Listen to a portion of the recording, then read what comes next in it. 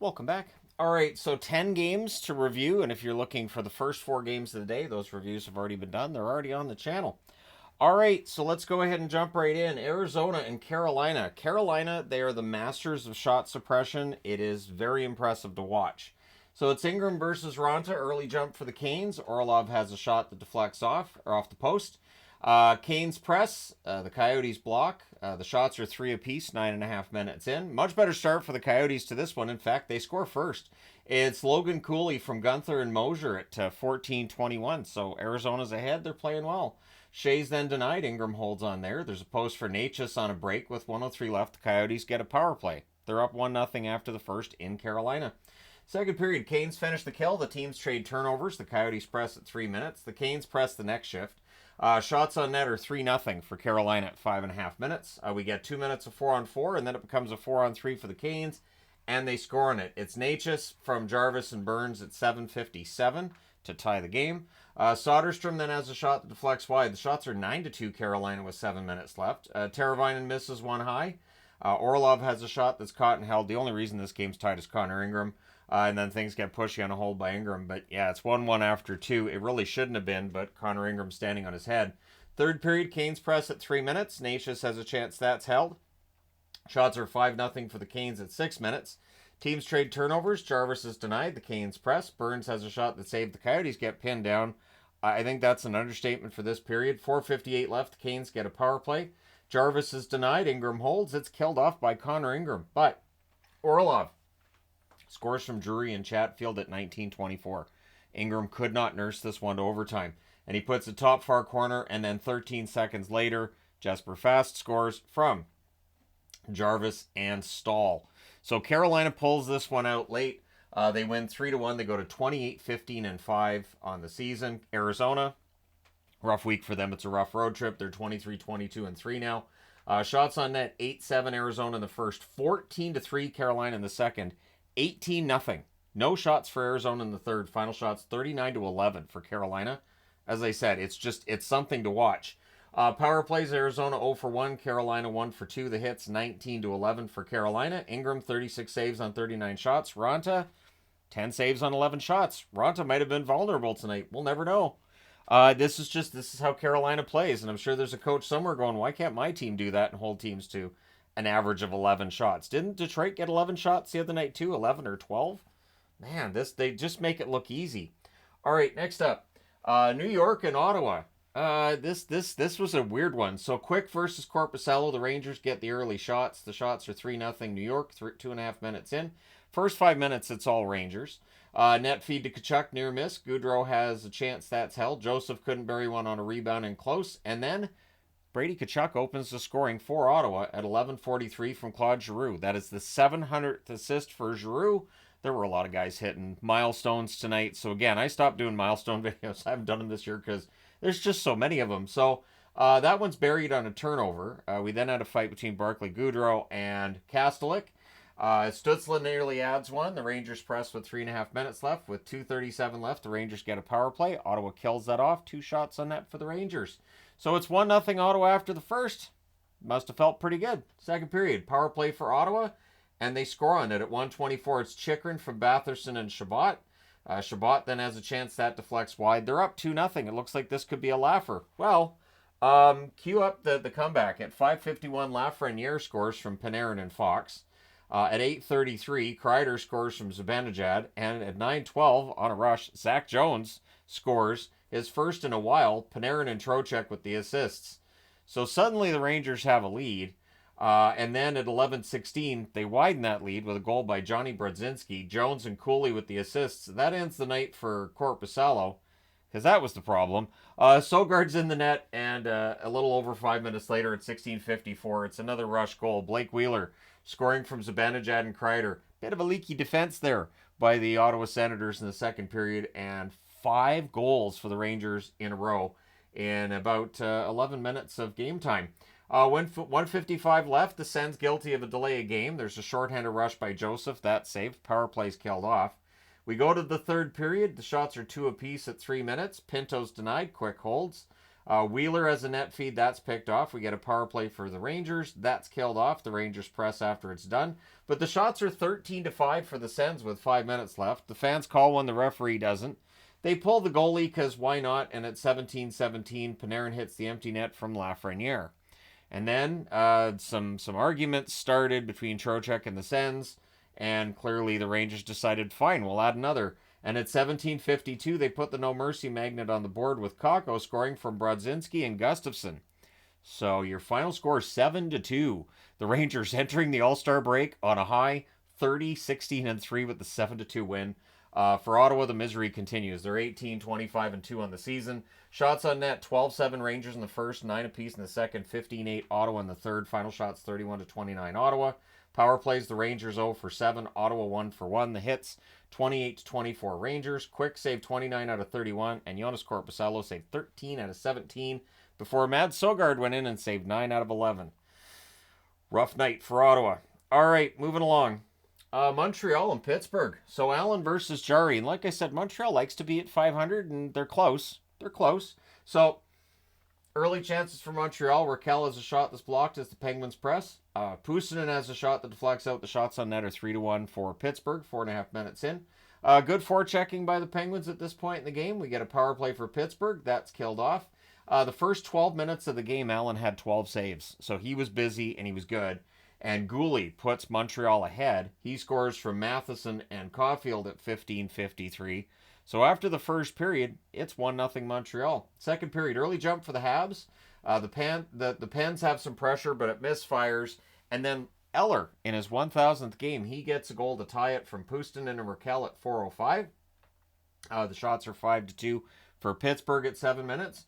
The Penguins press are kept to the outside. Matheson has a net feed. That's blocked. We get a power play from Montreal, and they score on it.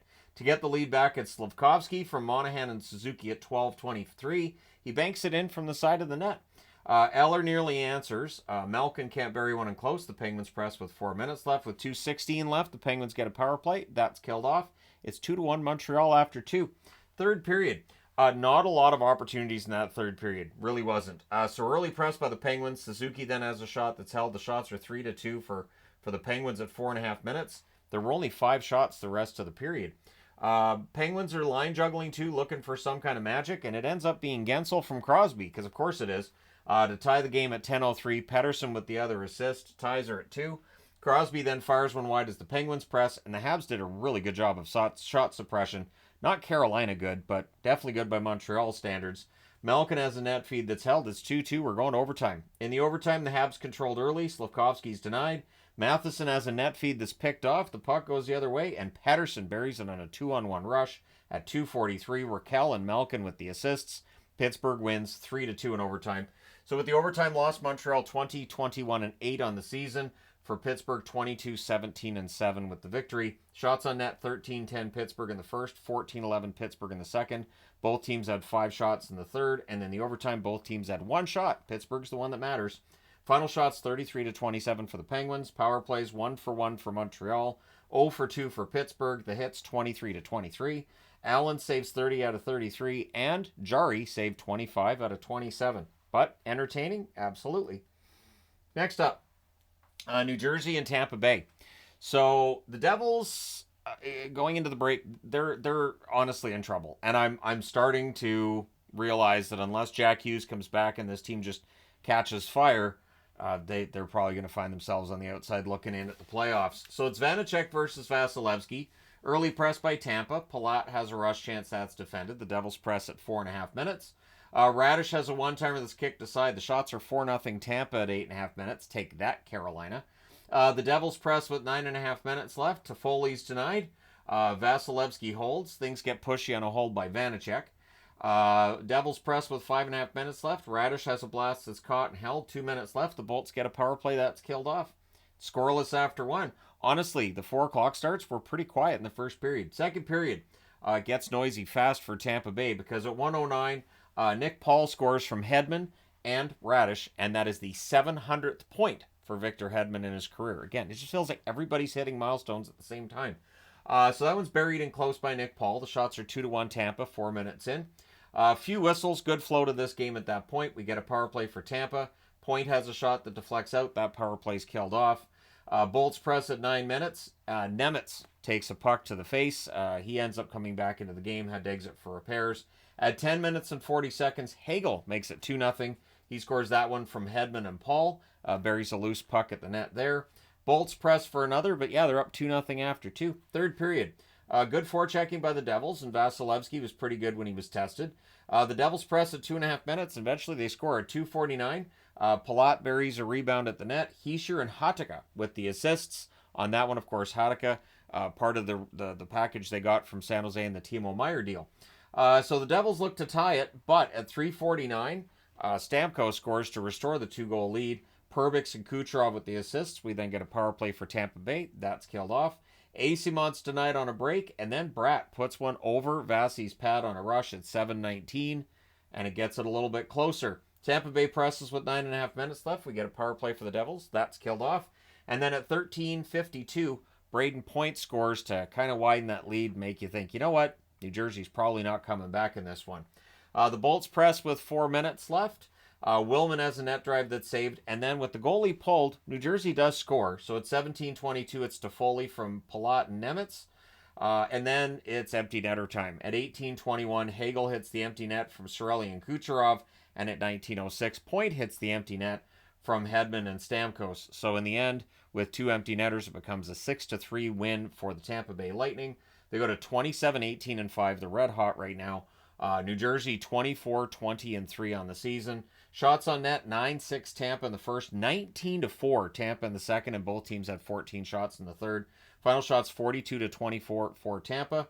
Power plays, the Devils did not score on their 1 power play. Tampa Bay did not score on their 3 power plays. Hits 35-34 Tampa. Vanacek saved 36 out of 40. Oddly enough, Vanacek was good. Vasilevsky 21 saves on 24 shots at the other end. Just they didn't end up winning the game. All right, next up, Toronto and Winnipeg. If the Leafs can play like this going forward, they're going to be in pretty good shape. And this is a team. I'm not sure where this team came from. It feels like there was a coaching change in Toronto, or maybe Winnipeg just has this Achilles heel and they're known as the Maple Leafs. So it's Samsonov versus Hellebuck. Domi has a net feed that's picked off. Holmberg to Domi. That shot ends up being saved. And then at 4:13, Sandberg wires one from the point. It was the first shot on net for Winnipeg, too. Kyle Connor with the assist. Suddenly it's 1-0 Winnipeg. Leafs press to respond. Dillon, he exits the game. The shots are 4 apiece at the half. Lowry's denied on a fast break. The Jets press. The Leafs block, and they clear it out. Near miss for Schmidt. Samsonov holds on there. The Leafs press with 3.5 minutes left. Pionk fires one wide as the Jets press, and then the Leafs score. Reeves tips one in. Gregor gets it off the Hellebuck turnover at 19 minutes and 11 seconds. It was a nice tip shot by Ryan Reeves. Not going to lie. It's a tie game. Leafs score. It's waved off for goalie interference. They review it and they say, yep, goalie interference, which the Leafs still argued right into the second period. They did not agree with that at all. And if you don't agree with it, all right. But when I saw it, I was like, yeah, I think that's going to be goalie interference. And sure enough, there we were. So 20 seconds left. The Jets go to the power play because it was an unsuccessful challenge by the Leafs. And so that rolls over into the second period where the Leafs finish the kill. Winnipeg's power play, not great tonight. Jets have a 2-on-1 that misfires. Nylander has a rush chance that's held. The shots are 9-1 Toronto, 6 minutes in. Velarde has a screenshot that's held. Riley's denied. The rebound's cleared. Power play for the Jets. That's killed off. Jets go back to the power play, and Toronto says, fine, we'll kill that one off too, and they did. Pressed by the Jets with 1.5 minutes left, but after 2 periods of play, it stays 1-1. Third period. Early press by Toronto. Bertuzzi nearly buries one. The Leafs draw a power play, and they score on it. It's John Tavares, who's waited a while. It's his first goal since he arrived from New York, I think. 1:54 in, it's Tavares from Riley and Marner, and that makes it a 2-1 lead for Toronto. Shots are 6-0 Toronto at 6 minutes. They were not messing around tonight at all. Jets press at 7.5 minutes. We get 2 minutes of 4-on-4. Leafs are doing a really good job of protecting the net, not giving Winnipeg anything to look at. 7:35 left. The Jets get a power play. That's killed off. 5:21 left. The Leafs get a power play. That becomes 1 minute and 30 seconds of 5-on-3. So not great there for Winnipeg, who are already having trouble scoring as it is. So the Leafs call a timeout before the 5-on-3, and it works. They do score during the 5-on-3. It's Matthews from Marner and Riley at 15:28. The Jets do kill off the 5-on-4, but they're down by a couple now. And then they pull the goalie, so Benoit gets his first goal as a member of the Leafs. He scores that into the empty net at 18:22. They pull the goalie again, and for the record, Winnipeg does score. It's Appleton from Iafallo and Morrissey at 19:48, but they don't get any closer. Your final score is 4-2 for Toronto. They go to 25-14-8 with the win. The Jets 30-12-5 with the loss. So I believe they're third in the division right now. I think Dallas passed them today. And so, yeah, there we are. Shots on net, 8-7 Toronto in the first, 14-12 Toronto in the second, 8-7 Toronto in the third. Final shots 30-26 for the Leafs. Power plays 2 for 3 for Toronto, 0 for 4 for Winnipeg. Hits 15-10 for Toronto. Samsonov saved 24 out of 26. Hellebuck saved 26 out of 29. And now I need to change boards. All right, Florida and the Islanders. So this was the game that was on my computer. I decided that since it was a 4:30 start, I like it if the 4:30 starts are on my computer, so that's when all the, I can just give my attention to that. And then the ones that start on the hour I have on my TV. I don't know why, I just find it easier to watch that way. So it's Stolarz versus Varlamov. The shots are 2-1 Florida, 3.5 minutes in. Riley has a shot that's blocked as the Islanders press. Pretty fast game, few whistles. That's Islanders hockey. Harvard. Horvat is denied. Harvard's not denied because Harvard's not the name of a hockey player. I'm already on vacation. The Islanders press at 7.5 minutes. The shots are 5-3 for the Islanders with 8.5 minutes left. Nelson has a chance that's held. We get a power play for the Islanders. That's killed off. Rodriguez is denied. Varlamov holds on there. There's a near miss for Barzal on a net drive with 1:07 left. The Panthers get a power play. So that rolls over into the second period where we're scoreless, and the Islanders finish the kill. Holmstrom's denied on a rush after that's done. Then Horvat was denied on a rush as well. The shots are 6-4 for the Islanders at 5 minutes. I think Stolarz had an excellent game tonight. Bennett has a slot shot that saved. We get a power play for Florida. Barkov has a chance this blocker to side, but at 7:58 on that power play, Florida scores. Reinhart from Tkachuk and Verhaeghe. So Reinhart, 20 power play goals already. And when I saw the chart of guys who have 20 or more power play goals before the 50 game mark, and I saw Tim Kerr's name at the top, warmed up my heart a little bit. It certainly did. Tim Kerr, one of the first career videos I ever did was on Tim Kerr. So one of my favorite players who just because of injury didn't play as long as he should have. He would have been in the Hall of Fame if he did. Anyways, Varlamov nearly had that one too, but anyways, he didn't. Panthers press at 9 minutes. We get a power play for Florida. Rodriguez has a shot that saved. That power play's killed off 6 shots. So pretty lethal looking power play tonight for Florida.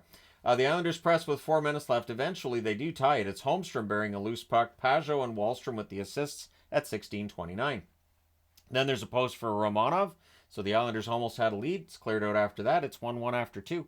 Third period, the Panthers draw a power play and they score on it. It is Matthew Tkachuk from Barkov and Montour at 5:59. And then the Panthers press for another. Verhaeghe fires one wide on a rush. The shots are 8-2 for Florida at 9.5 minutes. The Islanders press with 9.5 minutes left. Nelson has a rush chance. That's held. Luostarinen has a rush chance that's defended. The goalie pull happens with 1:50 left. And it did feel like Florida was just laying back a little bit too much, and the Islanders make them pay. They tie it. It's Palmieri from Dobson and Barzal at 18:31. It was a nice cross-ice pass and buried, and the Panthers press to close it, trying not to go to overtime, but it does. But, of course, overtime's not the friend of the New York Islanders. So, Panthers with an early icing. Reinhart sets up. Bennett to Verhaeghe. There's a near miss. Nelson's denied on a rush, and then, on a 2-on-1, Ekman-Larsson buries it. He scores from Rodriguez and Stolarz at 1:57. Way to go, Stolarz, with a game-winning assist.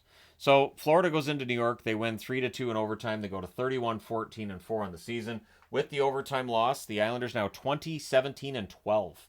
Shots on net, 7-4 Islanders in the first, 17-8 Florida in the second, 13-7 Florida in the third, and 3-1 Florida in the overtime. They're just allowing too many shots. Final shots, 37-23 for Florida. Power plays, the Panthers 2 for 4. They easily could have been 3 for 4.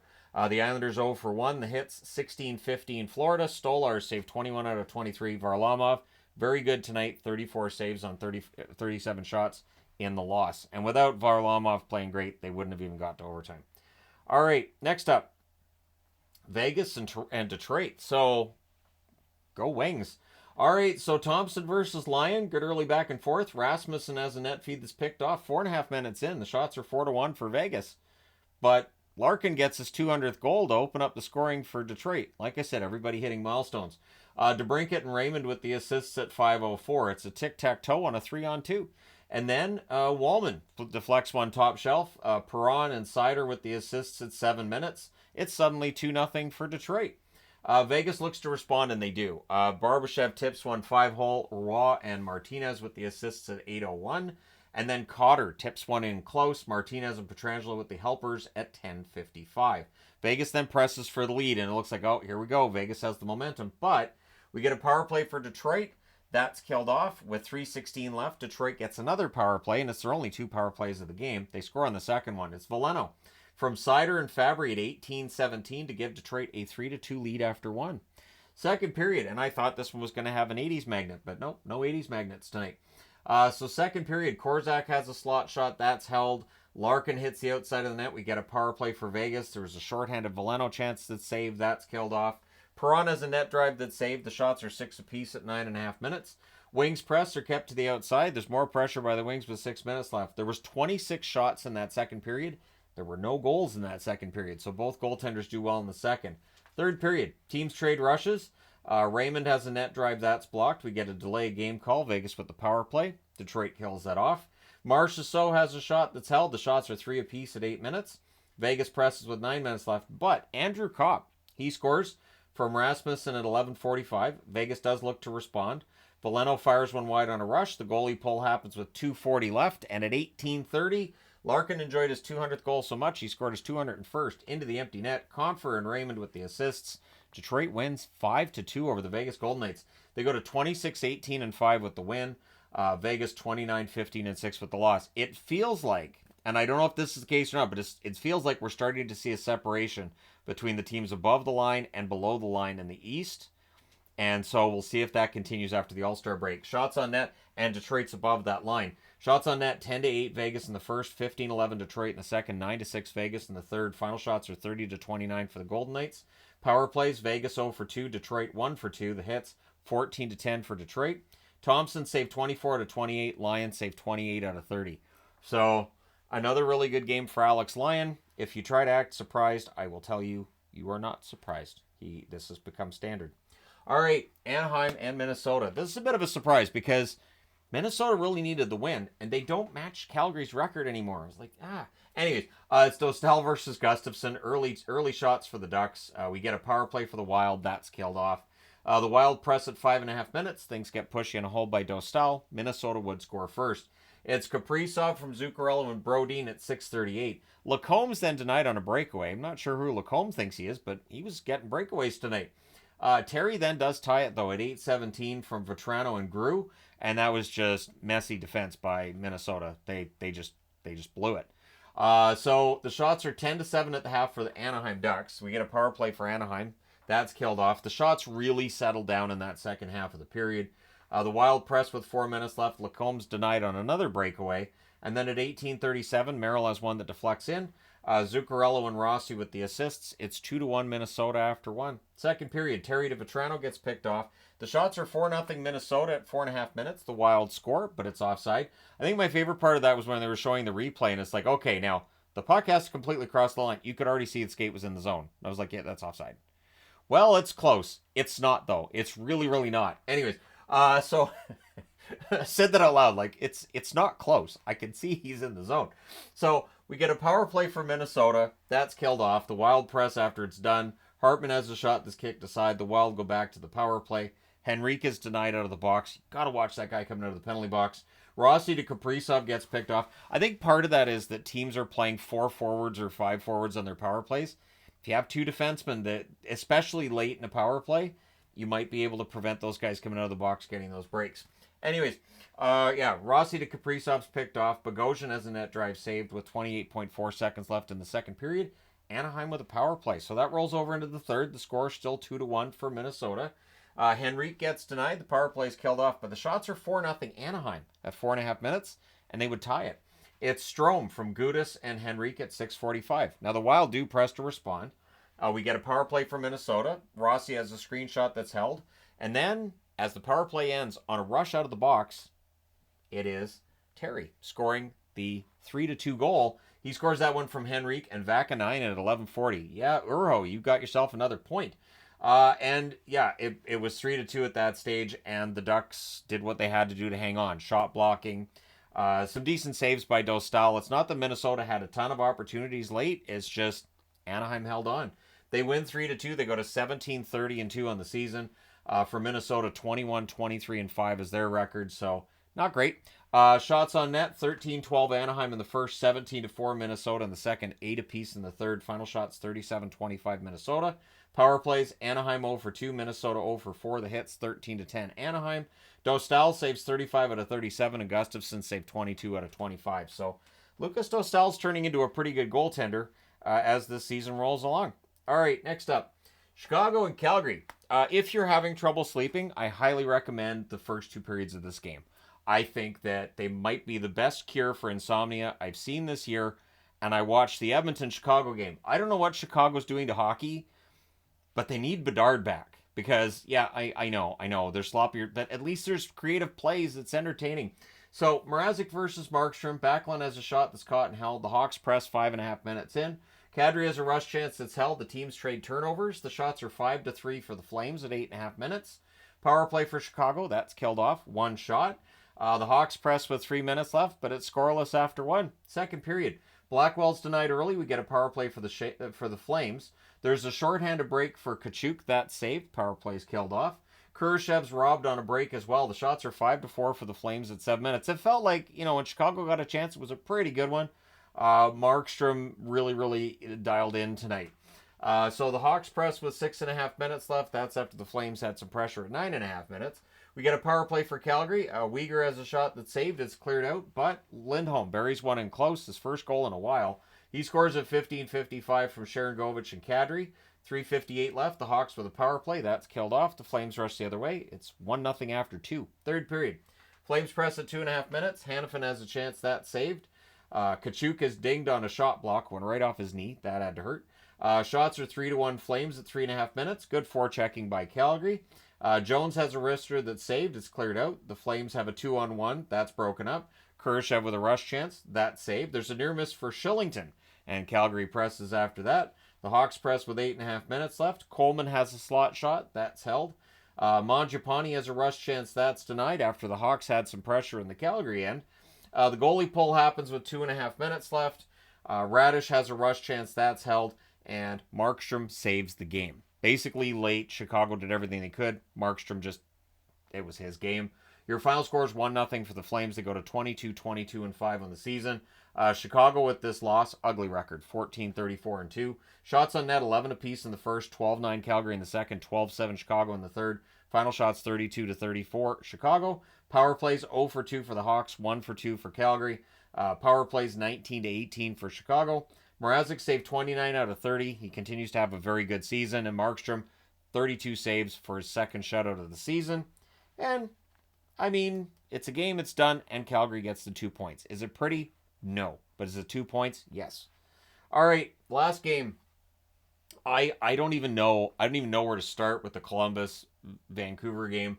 I almost feel like this deserves its own board of just, I don't know. I don't know what happened. It feels like Columbus just doesn't like third periods. I get the feeling Jarmo Kekalainen needs to sit down with Gary Bettman and say, look, we would like games to end after the second period. Can we, just us, can we please do that? So it's Merzlikins versus Demko. The record would be so much better. Shots are 2-1 Canucks at 4 minutes. The Canucks press are kept to the outside. There's a press by Vancouver at 8 minutes. Garland misses one wide. The Canucks are controlling, but they need a goal. Jackets press with 2 minutes left. Severson has a blast that's saved. It's scoreless after 1. And I'm not going to pretend that this game was more exciting in the first period than this game because I'd be lying. Second period. And I know the Canucks had opportunities. It was just, they're not going to score from there. You're going to have to do... Yep, Elvis saves that too. So second period. Good forechecking by Columbus. Garland's denied and close. Kuzmenko has a near miss. Canucks draw a power play, and this is where things start to go sideways for the Canucks. Is during that power play, Texier scores shorthanded from Severson at 4:29. He wires it far corner. And then Columbus finishes the kill. After that, at 6:14, Corrali wires one from the slot from Texier and Danforth. So suddenly Columbus is up 2-0. Complete shock. Vancouver crowd very, very quiet at that point. So Gaudreau has a rush chance that saved. We get a power play for Columbus. Barring out for Chinakhov at the net. That's killed off. Pushion and Elvis hold. The shots are 12-5 for Columbus with 5 minutes left. And then at 15:20, or 6 minutes left, at 15:20, Brock Besser gets on the board. He scores from Miller and Suter, so that makes it 2-1. But Columbus doesn't want happiness in Vancouver tonight. At 17:27, it's Bean wiring one from the slot. Chinakhov with the assist. With 2:17 left, Columbus goes to the power play, and they score on it. It is Marchenko from Gaudreau and Werenski at 18:22, and that one goes out off Demko's skate. It's just one of those ones where it goes in, it's behind him, and when he's trying to figure out where it is, he accidentally puts it in his own net. With 30.9 seconds left, the Canucks draw a power play. So it's 4-1 for Columbus after 2. And all I could think to myself was, all right, so I watched Boston and Dallas win today. 2 out of 3 ain't bad. Meatloaf was right. But what does Meatloaf know?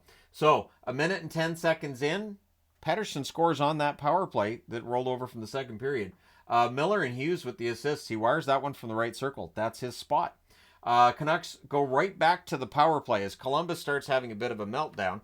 And Besser scores his second of the game from Suter and Hughes at 3:24. He just tips that one in. Besser right in front of the net where he belongs. Then the Canucks draw another power play. They're legit power plays. And Besser gets the hat trick goal. It's a power play marker as well. Pettersson and Miller with the assists at 6:29. 6:27, I should say. And then Columbus presses with 9 minutes left. 8:05 left. Columbus gets a power play. So they reviewed it. First off, they had Ian Cole in the penalty box. That was the wrong player. Tyler Myers ends up getting thrown out, and that's a legit 5-minute penalty. I don't know if Department of Player Safety is going to get involved tomorrow. I remember, what was it, 3 years ago? I was arguing Myers should have been suspended for something that I don't think Department of Player Safety did anything with, but we'll see. We'll see if the fact he got thrown out of the game makes any sort of difference. It can, but I'm glad Corrali was okay. At any rate, Vancouver kills the whole 5 minutes off. I didn't expect that. I thought, all right, it's a 5-minute penalty. Columbus should probably get at least a goal, and then Vancouver will have to pull the goalie after and try to tie it up. Nope. Killed the whole thing off. And then the Jackets press with 1.5 minutes left. They don't score. Going overtime.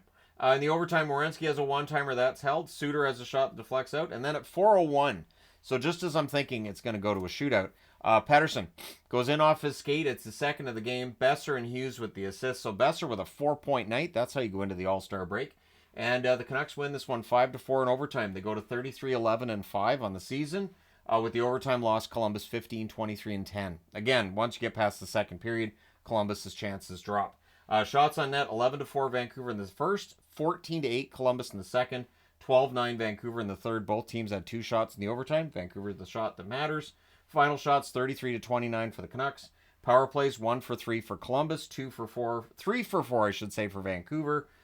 Hits, 23-20 for Vancouver. Merzlikins saved 28 out of 33. Demko saved 25 out of 29. And there you go. You're all caught up. Let me know your thoughts in the comment section below. As always, don't forget to hit like and subscribe in the event that you haven't already. And yes, at the All-Star break, Vancouver and Boston are tied for first in the NHL. So I think that's kind of fun. Thank you guys so much for all your support. I will talk to you again soon.